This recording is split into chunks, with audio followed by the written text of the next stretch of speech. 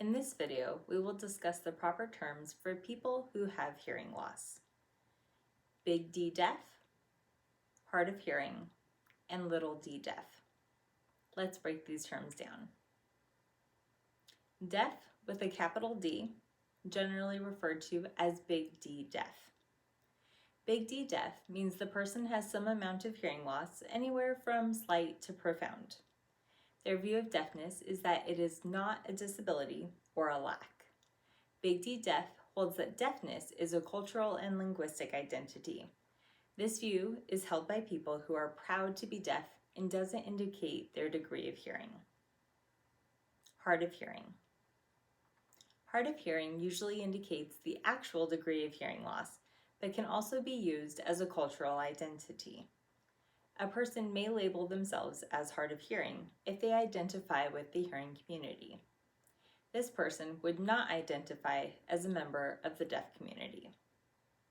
In general, hard of hearing only refers to people who have a specific amount of hearing loss and cannot be used as a blanket term to refer to every person that has a hearing loss. Hard of hearing is not a nicer term than deaf. Deaf with a lowercase d, which is referred to as little d deaf. This term indicates all people who have hearing loss, regardless of whether they also consider themselves hard of hearing or big D deaf.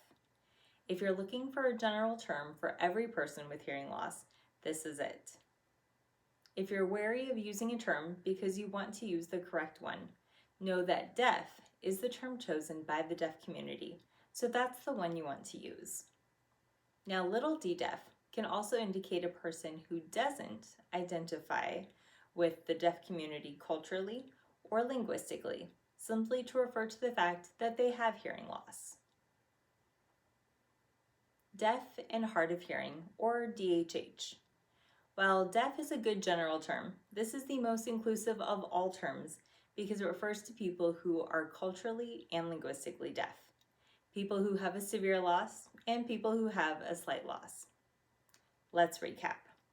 When you are referring to the group of people who can't hear, call them deaf. Want to be more inclusive?